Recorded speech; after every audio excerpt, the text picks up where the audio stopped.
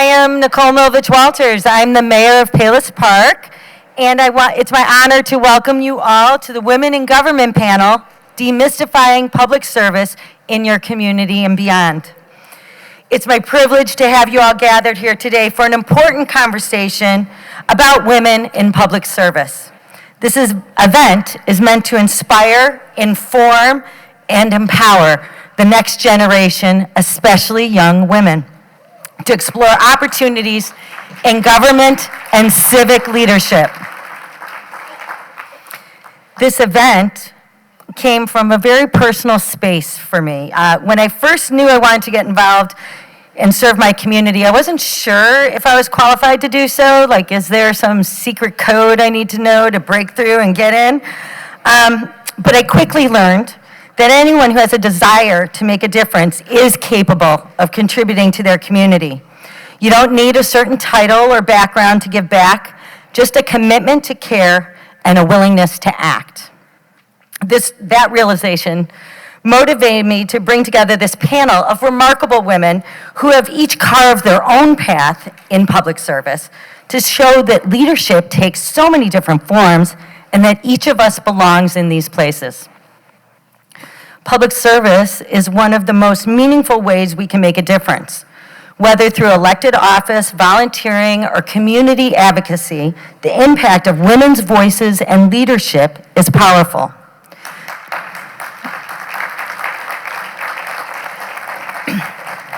Today's discussion is designed to show that government is not something distant. It is something we can all be a part of right here in our communities.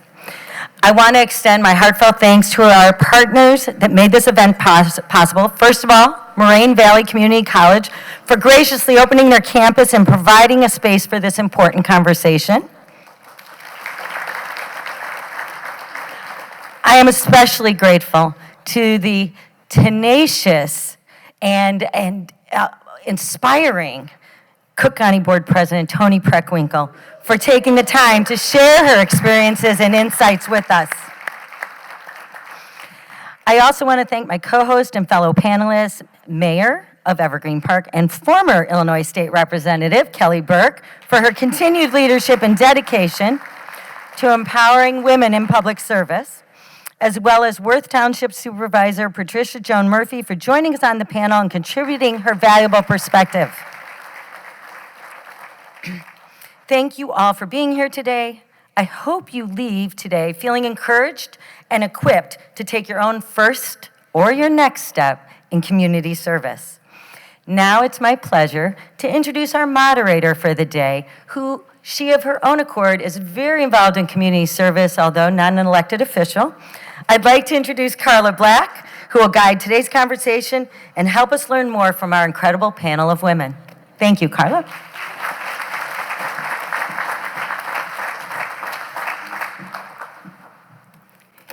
Thank you, Mayor Nicole.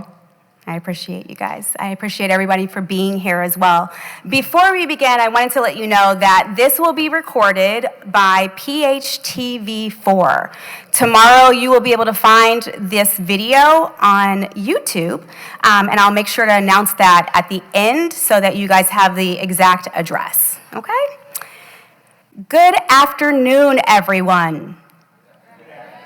Let's try that again. Good afternoon, everyone. I'm Carla Black, and I am deeply honored to welcome you to today's sold-out Women in Government panel, a conversation about what it really means to bring clarity and connection to the work of public good. My role today is simple but a meaningful one: to connect you to the remarkable leaders on this stage and to the stories, lessons, and breakthroughs that have shaped their journeys in service. Gatherings like this remind us that when people come together with intention, understanding grows, and so does progress. Thank you for each of you for being here, for making time to be a part of a conversation that really matters. You're not just guests today. you will forever be a part of a civic ecosystem, one that thrives on people who stay informed, engaged, and connected. Your presence speaks to the shared commitment we all have to better understand how leadership and service truly shape our communities. Our event is to shed light on what civic engagement really means, bridging the distance between policy and people. And in this room, our stories differ, but the pulse is the same, an emotional architecture built on common ground. It's the shared belief, our shared belief, that being seen and being heard matters, and that every voice in this room carries weight. Because at the heart of it all, civic leadership is about us. The business owners who keep our communities moving, the families whose roots form the legacy of our neighborhoods, and the organizations, teachers, mentors, and neighbors who remind us that the collective just doesn't happen, it's built and carried forward. And it's important to acknowledge every generation represented here this afternoon. Our trailblazers, our builders, our rising voices, each shaping leadership in their own time. You see, because each era adds a new layer to the same structure, reimagining the blueprint of service itself. Because every contribution leaves a beam in place for whoever builds next, a framework of courage and care that keeps this work standing strong. And sometimes we expect that our influence must be validated by a headline, a ribbon cutting, or a monumental win. But more often, it guides without a spotlight. It appears quietly in a single decision, the willingness to create time and show up, and a shift and an openness to understand, or that simple small whisper that says, maybe I can do something too. So today we'll hear from visionaries who embody that spirit, people who have faced challenges, built bridges, and turned leadership into legacy. And we're honored to begin with Cook County Board President Toni Preckwinkle, a leader who represents the very nucleus of Chicago's civic life. Her stewardship has shaped not only public policy, but public possibility for community architects who've followed her path. And then we'll shift gears a little bit, and we'll put the lens to the southwest suburbs, where leadership takes on a uniquely local heartbeat. You'll hear from Evergreen Park Mayor and former state representative Kelly Burke, Palos Park Mayor Nicole Milovich-Walters, and Worth Township Supervisor Patricia Joan Murphy, each redefining what impact looks like at the local level.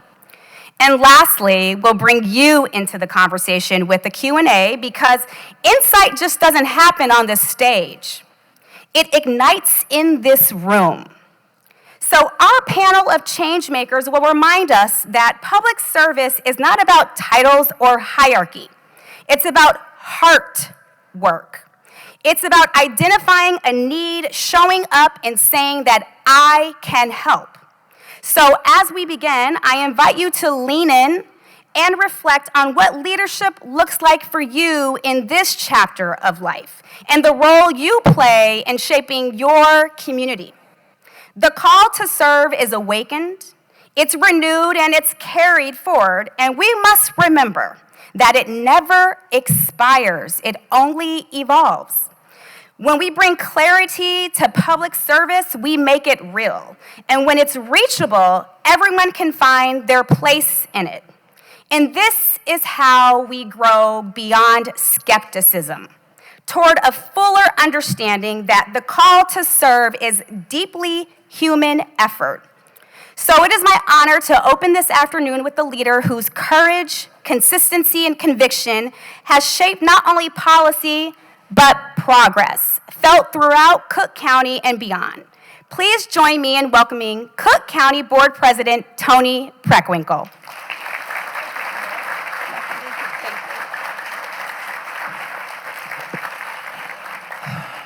Good afternoon, everybody.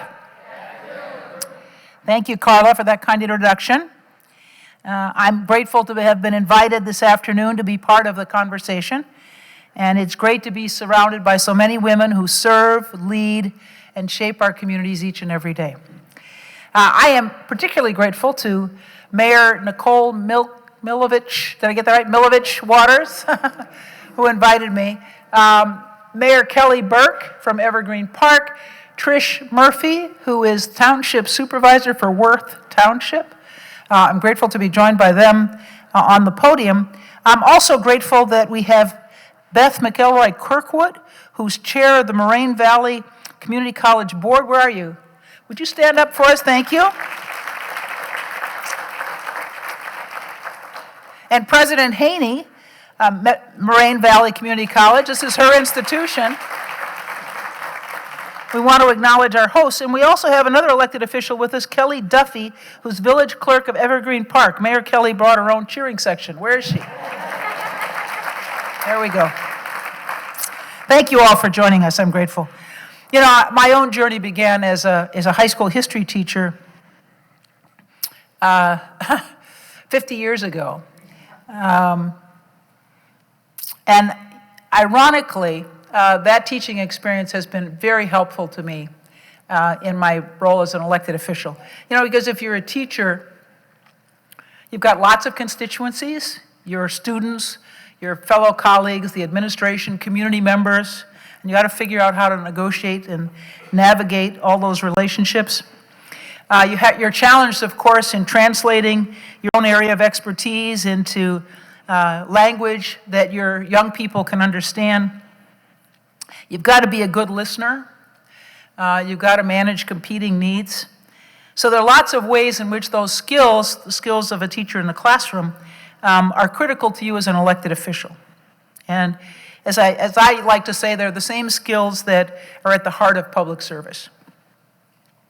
You can't lead without understanding your constituents, the people you serve. My first experience in politics came when I was 16 years old. I worked for Katie McWatt, who was the first African-American woman to run for city council in St. Paul, Minnesota, where I grew up. And in those days, if you were in a campaign, you stuffed envelopes, you made phone calls, you tried to get people to put out yard signs. We did all those things. Unfortunately, Katie McWatt didn't win, but I decided that I really liked politics and campaigning. And so when I came to Chicago to go to college, I continued to work in campaigns. And let me just say, you know, it's really important to have women as elected officials and participants in civic life, because it's not just the representation, it's also what gets talked about when you're at the table. I've spent 35 years in public life since my first election in 1991. In every role, I've seen how women govern differently. We lead with collaboration, with empathy, with a focus on the long term. And our experiences help shape better public policy around childcare, healthcare, housing, and safety. But I have to tell you, progress hasn't come easily. Women in public service still face barriers, whether it's unequal pay, lack of family supports, or simply being underestimated. And that's why it's so important for us who are in office to mentor, sponsor, and open doors for the younger women who are coming behind us. So it's great to see a number of young people in this audience here.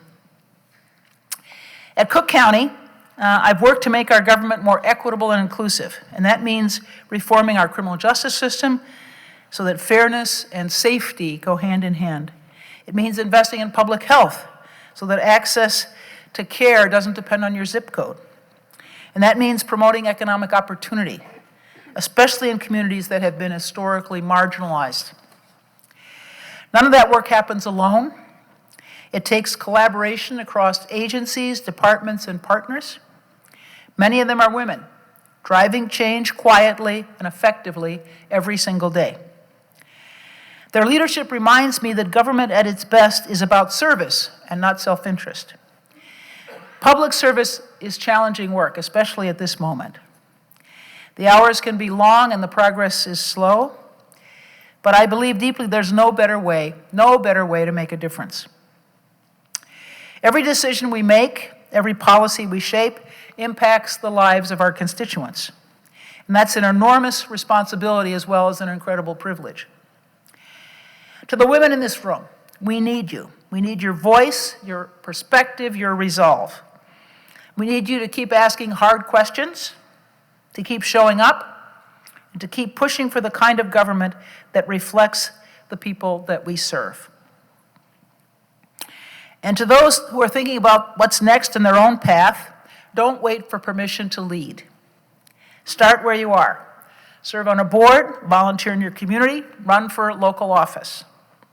When I was alderman, people would come to my office sometimes when I had office hours and complain about the alder person in their ward. I said, I don't want to hear this. Find somebody in your neighborhood that you can support or run yourself. Take it upon yourself to make the change that you want to see. You know, I say all the time that democracy is, at the same time, the best and the most fragile form of government on earth because it depends on an active, engaged, involved citizenry. And that's an important thing to remember at this moment. Democracy only works when people, especially women, choose to participate. Voting is necessary, but it's not sufficient. Some people think they've done their civic duty just by voting. Sorry. You have to work for the candidates that you believe in and contribute money to them. Especially at this moment when so many of our candidates for higher office are millionaires and billionaires. Ordinary people have to get out and work and support the people they believe in. And that's the only way we can have a democracy for all of us and not just for the very, very rich. So, as more women lead, we make government more just, more responsive, and more human. And that's what strengthens our democracy and builds a future we can all be proud of. I look forward to our panel discussion. Thank you.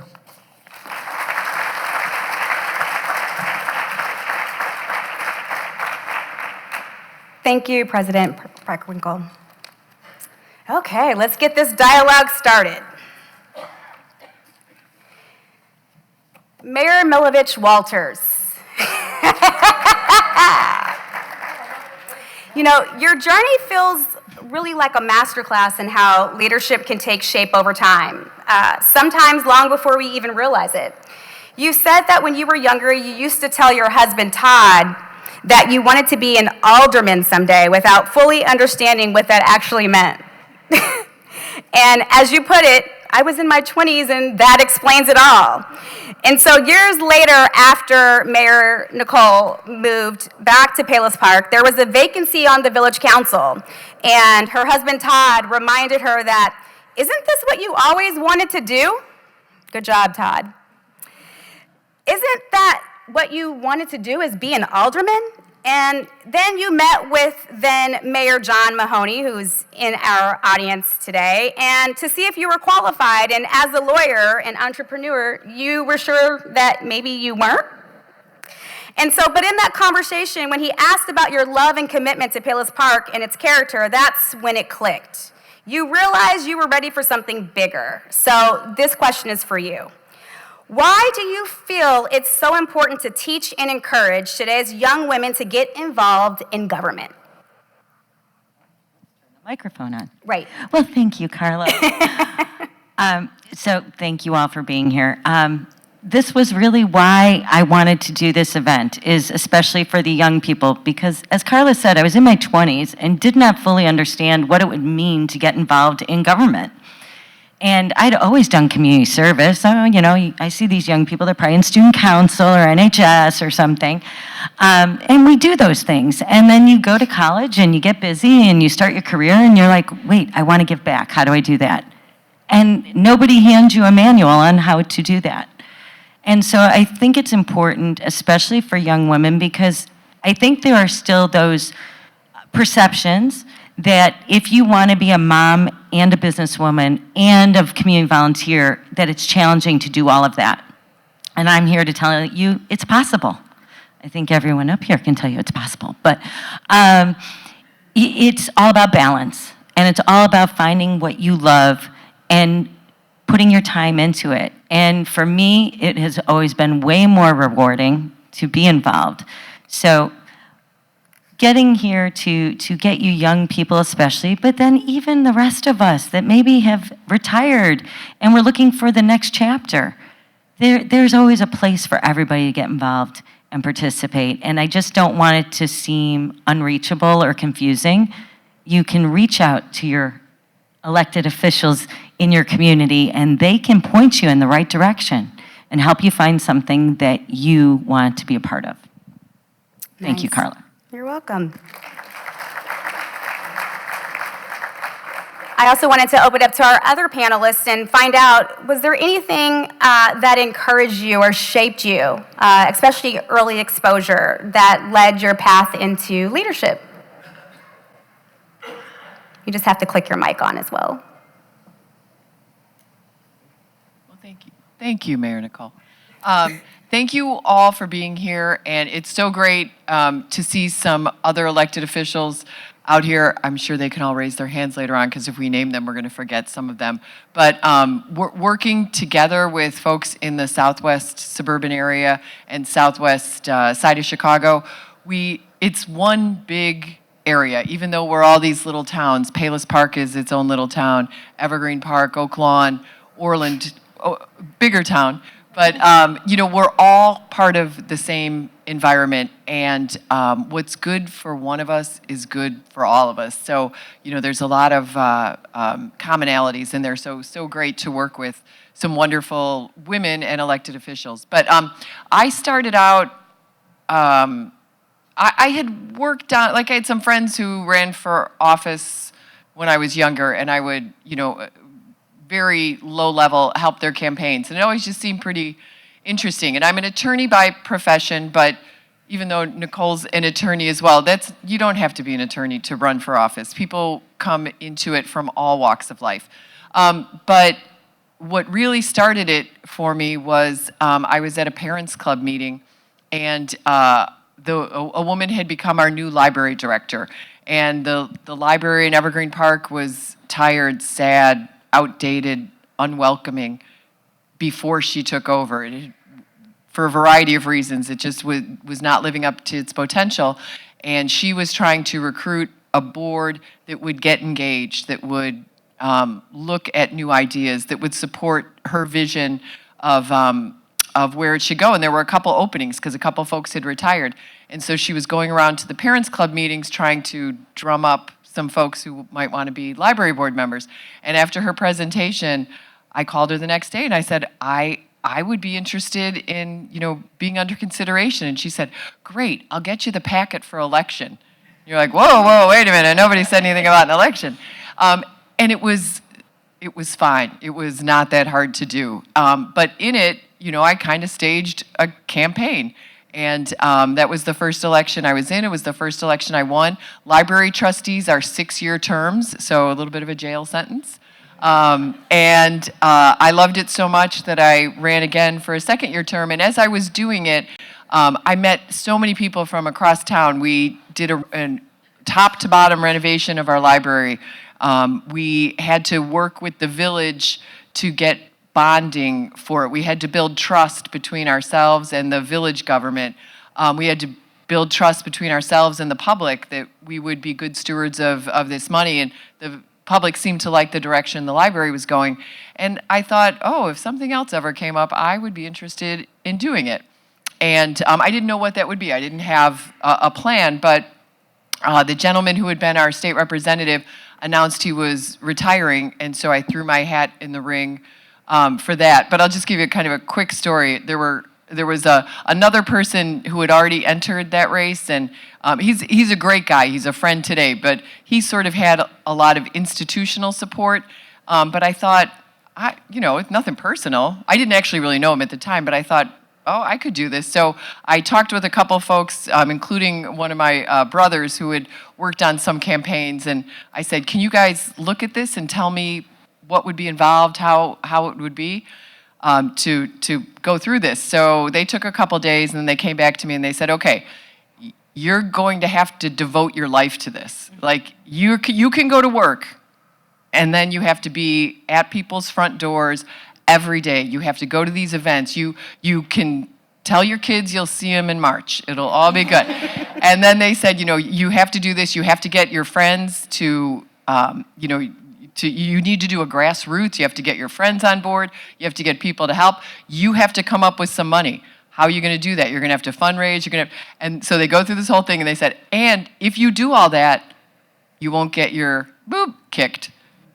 And I thought, okay, all right, so you're saying I got a chance, right? So we did it, and it was so much more work than I ever anticipated. And if I had known going into it, I wouldn't have done it.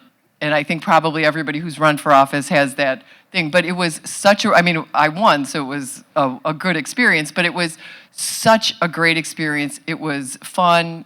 I learned a lot about myself. I learned a lot about my town and all the other towns I represented, and it was just a great experience. So the moral of that story is, don't be afraid to put yourself out there. The worst thing is you're going to lose an election, right?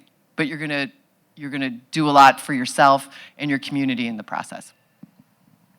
Wonderful. Well, I think it's clear to say that if signing your life away on the dotted line was a person, it would be Kelly. Definitely. Closed mouths never get fed, right? Hi, everyone.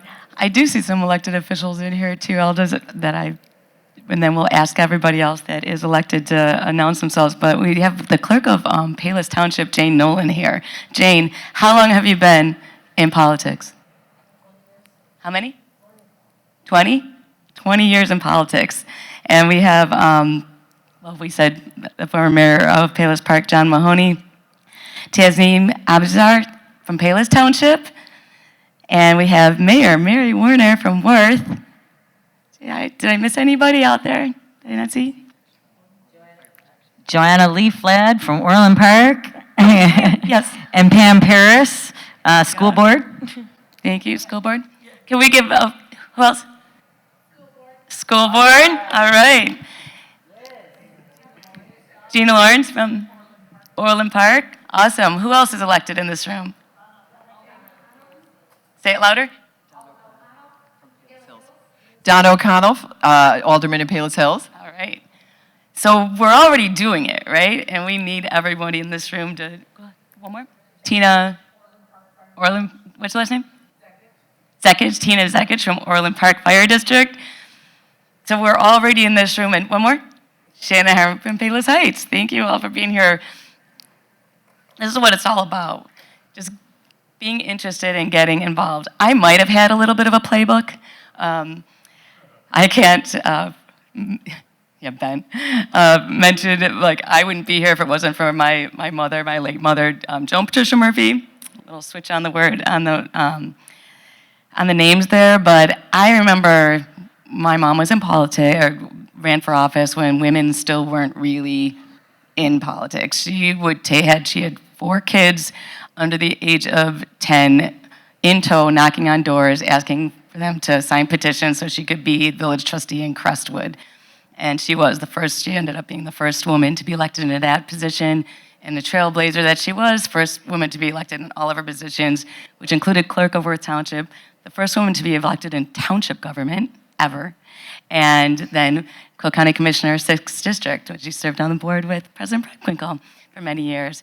So when I traveled with her, I was always on the other end of it. I stuffed the envelopes, I did whatever I could, gave out gumballs at the Jewel. That's the only time we ever got to go to McDonald's. I remember all that. But for years and years, I was in the parades. I did everything. We helped her with any way we could with her elections. And at the end of her life, I spent a lot of time traveling with her everywhere. And people would just pull me aside and say, your mom helped me, or our community, or our church, or our organization, or our town. She helped me with this. That's who she was, public servant at heart. And so she started asking me, and she said, I really want you to try this. You're a caregiver, you're a caretaker, you will do more than I did because you have me and your dad in you. Try it. I was an entrepreneur, a small business owner for years. I have businesses at Navy Pier. I shut down my businesses. I said, I'm going to try it. And so I did. I ran for her position on Cook County Board, and at the same time, I ran for committee person in 2018. I did not win the Cook County Board seat, and I'm very grateful now. I know that Kelly said that you might just lose an election. Well, I needed to lose that election because it fired me up. I became committee person, which means I'm the head of, I'm the Democratic committee person for Worth Township. So I'm the head of the Democratic Party for Worth Township, and it's my job to get people involved, get people to vote, get people involved to run for office, find good qualified people to run for office. And doing all of that, I've met so many people and learned so much. And then in 2019, I ran for Moraine Valley School Board, and I've been a trustee on the Moraine Valley School Board since 2019, and I'm vice chair. I serve alongside Chair Kirkwood, and I love that.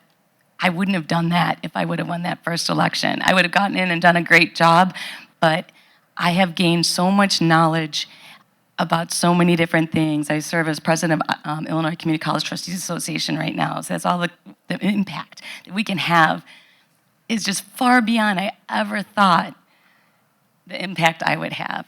And with that, in 2021, I became supervisor of Worth Township, following my mom's legacy with that.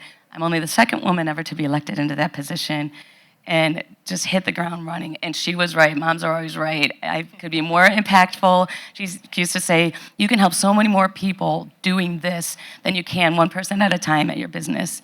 And she was right. I got in. I took to it like water. I love it.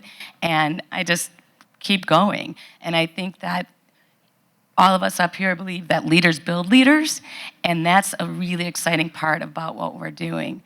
And so now maybe I will be sitting on the Cook County Board with President Preckwinkle soon, because I'm now running for her seat as Cook County Commissioner in the 6th District. You don't have to do anything but want to do it. To step up, get involved. Call me, call Beth, because she's the Orland Township committee person, or whatever party you're in. Call whoever's the organizers of that party and get involved. We'll help you. And we'd love to have you come aboard because we need you. Awesome. Thank you, Tricia. You know, your story is such a testament to legacy and purpose. And one thing that you didn't mention, but of course you know the facts, right, is that your mom was the first woman elected in every office she held, right? And so not only did you see public service from a distance, you saw it at your kitchen table.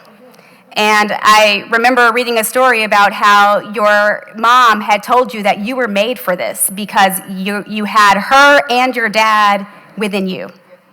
And so, you know, I'll continue to hold the mic for you, and we're going to go on to our next question, and I'll begin with you, Trish, because when you think about running for office, especially at the local level, what qualifications or qualities really matter most? And I actually want to focus on qualities. I think that we focus so much on qualifications, right? We focus on titles and hierarchy, and we don't really understand that public service is really about the quality of your heart and really about the core and the values that you carry. So go ahead and tell me a little bit more, elaborate a little bit more on how that looks for you. Absolutely. So I was thinking about this a little bit. I mean, really, women especially, I think we're so naturally well-suited for this work. We are multitaskers, we're problem solvers, we're self-motivated, we're caretakers, we're mentors, we motivate people, we're role models, we have people skills. All the things that you naturally do in your life on a daily basis is pretty much what you need. That and your desire to serve is all you need to get started and to be involved to run for elected office. And you might find once you get in, maybe, and it doesn't have to be a big office. It could be, or it could be anything. If you're not sure if you want to be involved or not, you can go to a village board meeting and see if it's something you like. Go to the board meetings for your local library or for PTA or any that's still around or anything like that, and just see how you can get involved. And kind of go to different ones, and you'll see that you might be attracted to one more than the other. But really, the skills that you have are the skills that you need. The qualifications that you have are the qualifications that you need. Really, we just need you involved because we are peacemakers too. And right now, I think we need a lot of peacemakers in our lives. And so I think those are really the qualifications that you need. It's not anything more than that. It's not complicated. It's just the want to. So we invite you all in. Awesome. And President Preckwinkle, I would love to hear from you because you definitely embody this spirit. And as Cook County is such a big, expansive role, right? I would love to hear what qualities do you feel that it takes for this role? Well, thank you. I just want to follow on from what Trish said. I think the most important characteristic is just the willingness to do it, the desire to do it. And, you know, I concur that it's really more about your character than it is really about your qualifications. Do you have the desire to do it? Are you willing to work really, really hard? The hardest job there is being a candidate. It's not just that the hours are long, it's that you have to be on all the time. You have to sort of have your public face on all the time, and that gets very tiresome. You have to have good communication skills, and you have to be resilient. Trish talked about the fact that she wasn't successful in the first race. You know, I ran for alderperson twice before I got elected on my third try, and then I won by 109 votes. So when I talk to young people about a career in public life, or anything you want to do really, you have to understand that you might not be successful right out of the gate, that you're just going to have to keep at it. And persistence is a critical characteristic if you're going to be in public life. Because you're going to lose elections, things aren't going to go well, you're going to have to just pick yourself up and keep moving. Otherwise, you won't be successful. If you give up, you're never going to achieve the goals that you have in mind. So you just, and that's hard for a lot of people if they're not successful right off the bat, just to sort of keep going. But it's definitely a characteristic that you need if you're going to be an elected official. Yeah, definitely. What I love about your story, President Preckwinkle, is that you defeated a 17-year incumbent.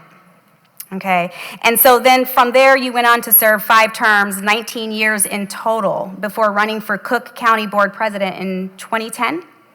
And so your journey reminds us that leadership isn't defined by the first victory, but by the resilience, as you said, to stay the course when the doors don't open right away. And I think that any of us who are living in this room today can say that some doors have not opened right away. I always like to say this, my family gets tired of me saying this, but whatever happens to you happens for you.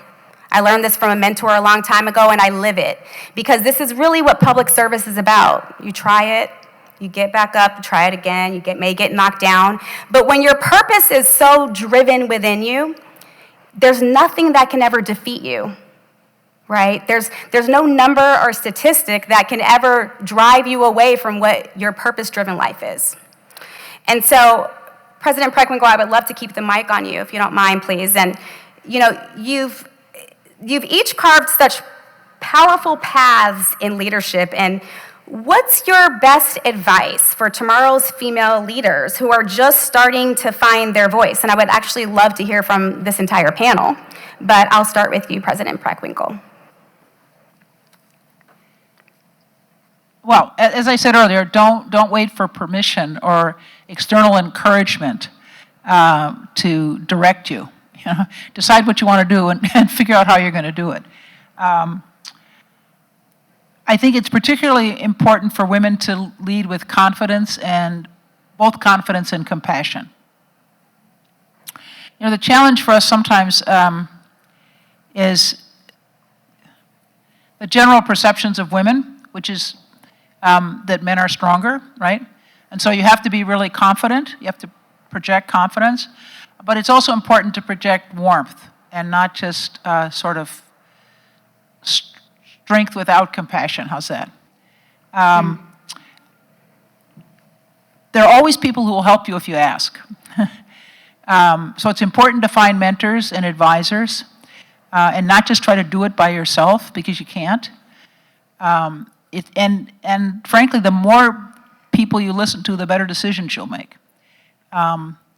If your circle is pretty close and everybody agrees with you, it's going to be hard to make the decisions you need to make. You need to touch bases with people who are kind of across the political spectrum or across demographic characteristics, so that you get a variety of inputs before you make decisions. Because the temptation is always just, to remain in touch with people who agree with you. But that narrows your decision making in ways that aren't helpful to you or your constituents in the long run. And I realize that all of that is a challenge. I started out by saying this wasn't easy. But it's really important work, and it's important that women do this work. Thank you. Mayor Nicole, would love to hear from you and expand a little bit on this, please. Thank you so much. One of the things that I think is important for young people looking to get involved, just like President Preckwinkle said, is there are plenty of people out there that will help you. Just ask. As soon as you kind of figure out which thing you're interested in. But being flexible is really important, and being a really good listener. Because like you said, if you surround yourself with yes men, you never really figure out all the choices that are out there and what path to go. I find it really important to listen to perspectives from everybody and take all that in before you try to process what direction you should go and what path you should take. But being flexible means when that roadblock comes up that you can pivot and pick a new direction. And I had to do that a lot through my life with different things. I started out in the arts and sciences, moved into thinking I was going to med school, ended up in law school, started my own business. I kept shifting around till I found what fit well for me, and during that time, figured out which public service roles fit for me. And my path started in conservation and ended up in recreation for a while, and then I became commissioner in Palos Park. And it afforded me so many opportunities for my family, and by sharing with them the opportunities that the village had for them.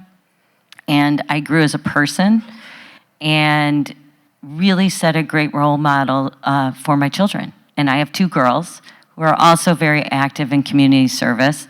And it makes us very proud that they give back to their community. So I encourage the young people here, just pick what you're interested in, reach out to somebody that's in that position, and they're gonna help you along the way, because we are so excited when you show interest. So please, just step right in and start right up.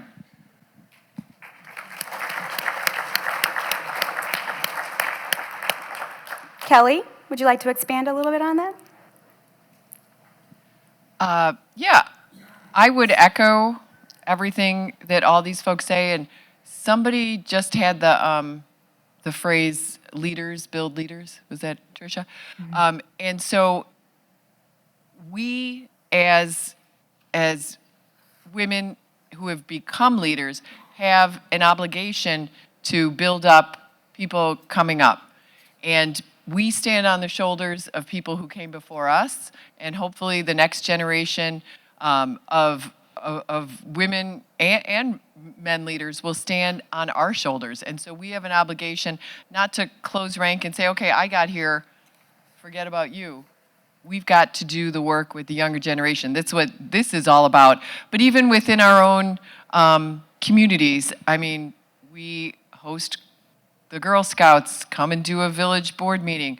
Let us show you what a day in the life of the villages. We instituted an intern program at Evergreen Park for rising college students who have an interest in government service, in law, in public policy, for them to get a taste of what it's like to work in local government. And I can tell you, young people generally do not think of local government when they're thinking the exciting issues of the day, right? They're all focused on what's happening at the federal level and sometimes at the state level.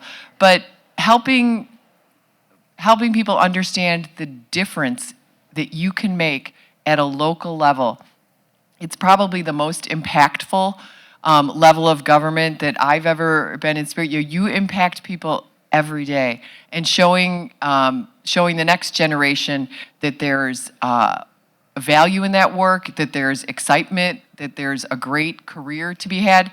If you work for government or as an elected official, I think that's something that we all do. And then I would just say maybe one other, to piggyback on what President Preckwinkle was saying, is I think probably we all have had the experience that women tend to be a bit more collaborative, a bit more open to hearing all the opinions before they're making a decision. But at some point, you got to make the decision. And so never be afraid to show your strength. This is what you've been elected or assigned to do. And you get everything you can, but someday the decision's yours and you've got to make it. And then I would say the third thing is staying accessible. It's harder when you're in a bigger role like the president's role, but easier when you're on a local level, is literally hearing what people have to say. So we do coffee with the mayor. I used to do it as state representative. We did it all over the district. I do it several times a year. My clerk, Kelly Duffy, goes to them too. And you come and tell me whatever you want. Let's talk about it. And people truly appreciate it. I just call residents and just say, hi, it's Mayor Burke, just wondering what's on your mind. And people really respond to it. And sometimes you hear stuff you don't really want to hear. And sometimes you hear stuff that surprises you. It wasn't even on your radar. So staying accessible at the local level, visiting the schools, going to baseball games, joining in community celebrations. This is all part of being a leader and being a really effective leader. Awesome.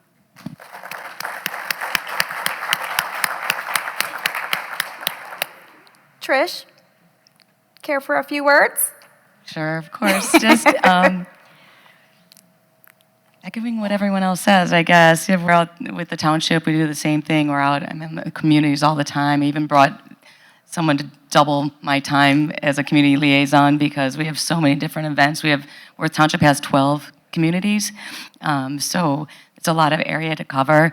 But I've always said, and it's true, the most change happens on a local level.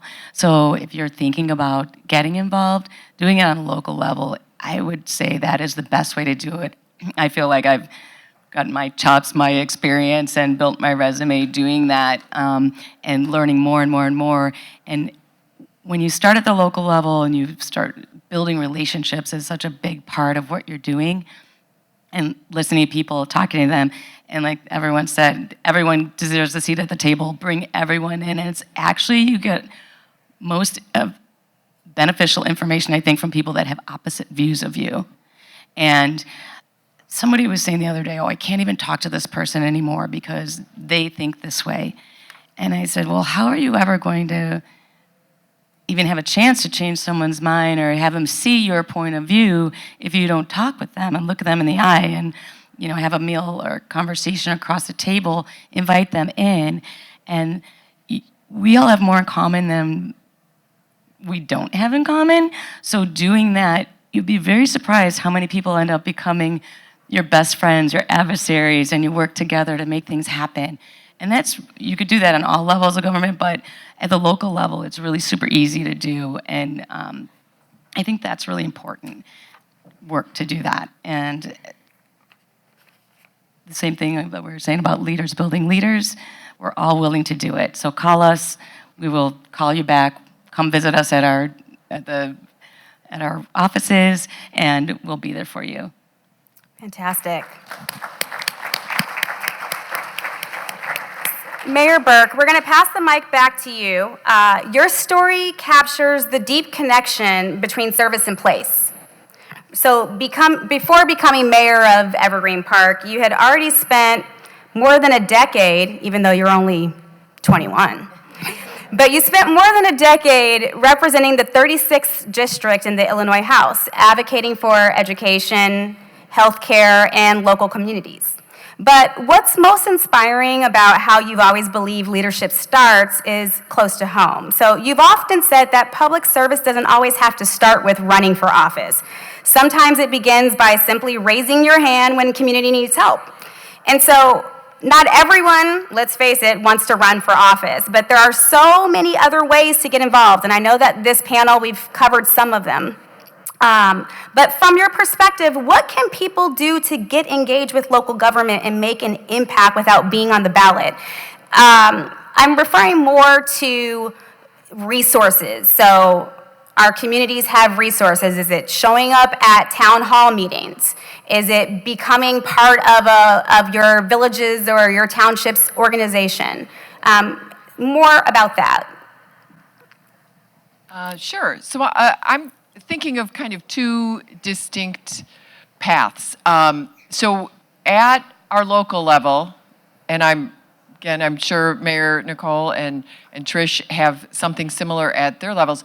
We have some boards and commissions for people who want to be involved with village life and village issues, but they're not interested in making a career of it or getting involved, like you're saying, be getting on the ballot. So, for instance, every town has a zoning board. Many towns have planning commissions. We have an economic development advisory group. We have a parks board. These are all positions where folks, we either seek them out or meet them and think, ooh, this might be a good candidate, or people self-identify that this is one of their interests, and then we, vet them and see, hey, would you be interested in working on this issue that then informs the village government, informs where our resources maybe should be directed for recreation, helps the mayor and helps me and my staff do some economic development, bringing in folks' experience to help us make better decisions and create bigger government. And there's a lot of those opportunities available.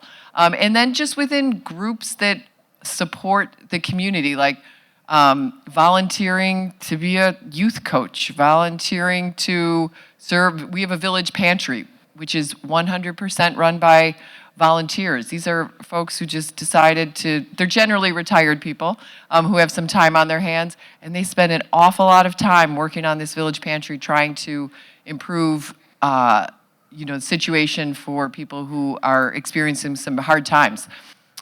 So in that way, community-based is very important. Another way to get involved is politically. So President Preckwinkle is the chair of the Cook County Democratic Party. Trish is a committee woman in the Cook County Democratic Party. Beth McElroy is a committee woman, again, Democrat, but seeing where we're at, there's also a Republican Party, but we can talk about that later. And I serve on the State Central Committee for the Illinois Democratic Party. And in those roles, we help set the direction that the state party is going, that the Cook County party is going, where organizing and getting out the vote within individual townships is going.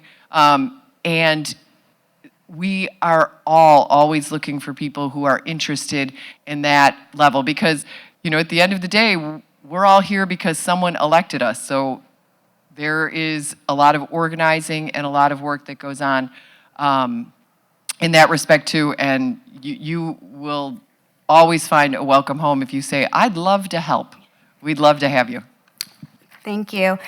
So President Preckwinkle, I wanted to pick your brain a little bit too. Cook County feels very large. It is. And so oftentimes when things feel large, we feel a little bit intimidated to join along and to become a part of something. So if you could offer some resources of how people can directly connect to Cook County to become a part of Cook County, to be of service to Cook County. Well, first of all, you heard a little bit from previous speakers about opportunities particularly in the suburbs, not so much true in the city, to run for library board or park district board or school district. There are lots of boards and commissions, mostly elective in the suburbs, often in the city of Chicago appointed, but lots of opportunities to serve in that way. As a Democratic Party official, I would be remiss if I didn't talk about political campaigns.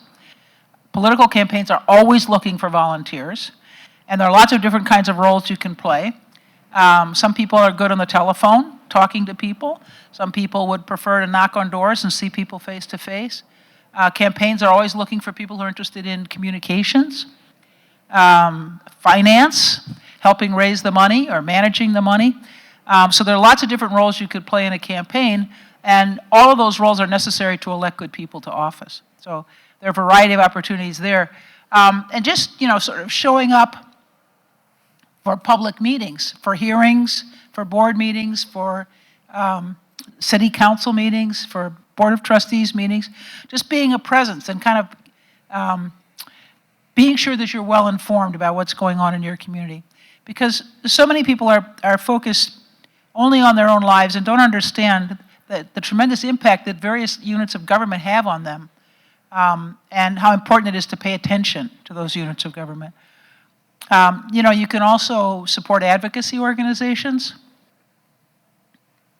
I was at an event last week for the March of Dimes, for example, which used to focus on polio, I think, right? And then shifted its focus to maternal and infant issues, right? So there are all kinds of advocacy organizations that might appeal to you, or you have a particular investment in, and it's important for those organizations to be well supported as well. So there are lots of opportunities to be civically engaged. And as been pointed out earlier too, try out a few things, see what you like, and then become more deeply involved in the things that have great meaning to you. Fantastic. Thank you. I want to swing it back to the southwest suburbs and speak with Miss Nicole Milovich-Walters. Can you give us a few resources in Palos Park of where community members can be involved? Thank you, Carla. Well, like Mayor Burke was saying, obviously there are lots of boards and commissions within our town. When I became mayor, we filled all those boards, but I created a new committee called the Newcomer Welcoming Committee. One of my members is here today. To bring back the old-fashioned welcome wagon sort of feel when you move to town. And they kind of morphed into also helping with all our special events. In a town, especially as small as Palos Park, a lot of our events are just put on by staff, and we have a small number of staff, so volunteers are essential.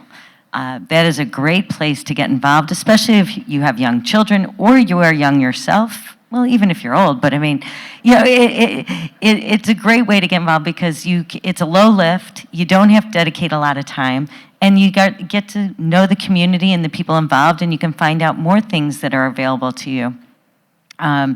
Also, our library is always looking for volunteers, but they are not a direct connected entity to the village. But we have ways to direct you to all these committees and groups. And as President Preckwinkle said, there are outside organizations as well. I personally am an ambassador and a member of the South Suburban Crisis Center Auxiliary Board because I find that advocacy for supporting women going and struggling through domestic violence was something that I really wanted to be a part of.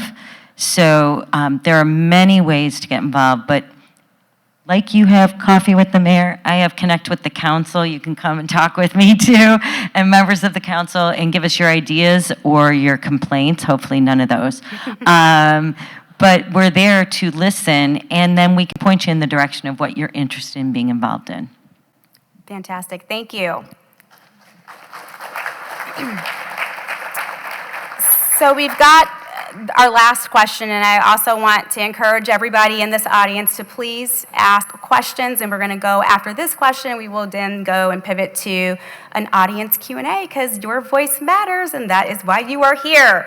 So this final question is going to be for all of our panelists. If you can just chime in a little bit, just a few minutes for each panelist, I would appreciate it. So listening to each of you, a pattern really emerges, one of persistence, purpose, and heart. Mayor Milovich-Walters reminded us that leadership often begins with belonging. Trish showed us how legacy can become a living promise. and President Preckwinkle reminded us that resilience is its own form of leadership. And then, of course, Mayor Burke showed us how simply raising your hand can ignite a life of service. And so together, your journeys form a blueprint for what leadership really looks like. So it's not about titles, it's about time, trust, and the willingness to keep building. And so when we're thinking about today's youth, what's one piece of advice you'd offer this next generation as they step into leadership and civic title? And what I mean is make it tangible, right? Simplify it a little bit. You're speaking to I see some young audience members in here, and it's so refreshing to see you, and they want to hear from you so that they can be inspired by your journey. Go ahead, Mayor Nicole. All right. I think, as it's been said here today, don't be afraid to ask. If you find that something President Preckwinkle said here really interests you or sparked your interest, you can reach out to her. Now, you'll reach her assistant first, of course, but they will get back to you. If you heard something that somebody here said that makes you say, wait, I want to get involved, we are accessible. And I say, just don't be afraid. Just ask, and we will all be receptive. I think any person in a leadership position is going to feel that way because we know that we got here accidentally usually. It wasn't the initial path that we were taking. So we're here to help. Fantastic. And then what about you, Trish? Sure. Let's see. I think I would say starting off for best advice for youth would be to be involved, like know your rights, know what issues are that are going on in your communities, find things that are of interest to you, know what the whole process is, make sure that, like, I couldn't wait to be able to vote. I couldn't wait to turn 18. For me, in our house, it was a rite of passage, like, get your driver's license, and then later on, you could vote. And so I became an election judge right away, and help people sign up people to vote and things like that as soon as I could, because that's your right. Your voice really matters. Every single voice, every single vote counts, every single voice matters. You heard President Preckwinkle say she won by, 109 votes? I mean, you can win elections with one vote.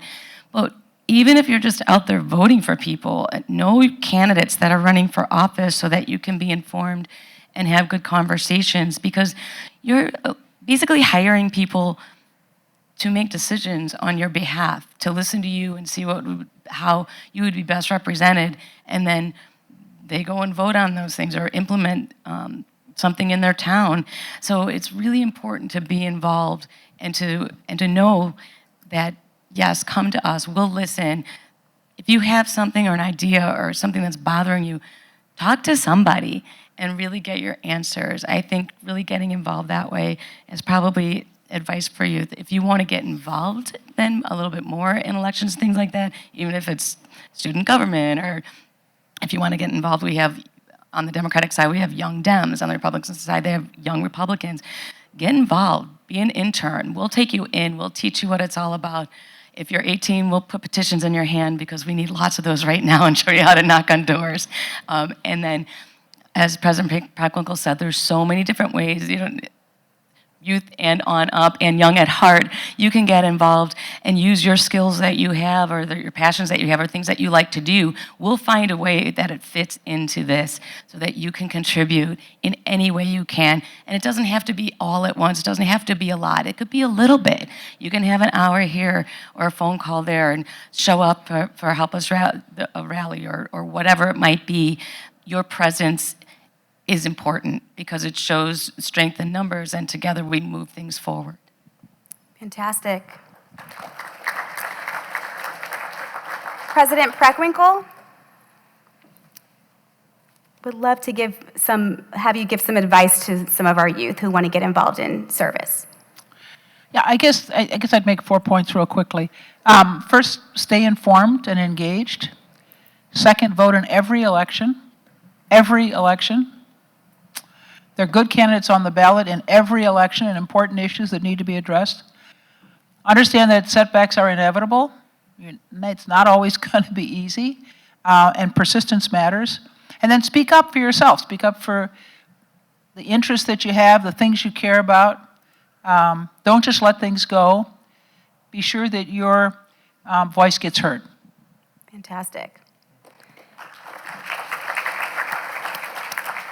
And Mayor Burke.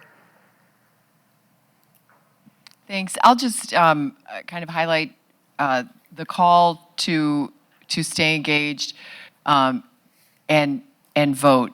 And I know younger people, like I said, are more captivated by the events on the federal level, and that's great. And obviously, elections have consequences, and elections set the tone and the direction that the country moves in. But it's important to stay in tune to local elections too, even though it's not as exciting. But your voice needs to be heard, and because the turnout for local elections tends to be lower, sometimes things can, or a candidate can get by that just didn't get a ton of scrutiny because people sort of checked out of local elections, and that's not so great. But I would say whatever election you're voting in, nobody is going to meet 100% of what you deem important. They're not going to be the perfect candidate for you. And so, just try to have some perspective and try to see what candidate aligns with a lot of what you find important. Because what you do see is people say, well, I don't like this person's stance on what have you. I'm just not going to vote. Well, you're never going to find somebody who is your mirror image. So try and look for the person who best describes what you see as your vision, whether it's for the country, for the state, for the county, for your local municipality, and vote for that person. That requires you to, do a little homework and kind of dig in. But, it's important. It's important to everything we do every day, and so just encourage you to do that. Excellent advice. Thank you. Thank you, ladies, for all of your great wisdom. Okay, so we are going to wrap it up. Thank you so much for allowing me to be your moderator. Nicole's just going to say a couple of words. And don't forget that you will be able to view this on Comcast Channel 4 and youtube.com/PHTV4. Thank you so much.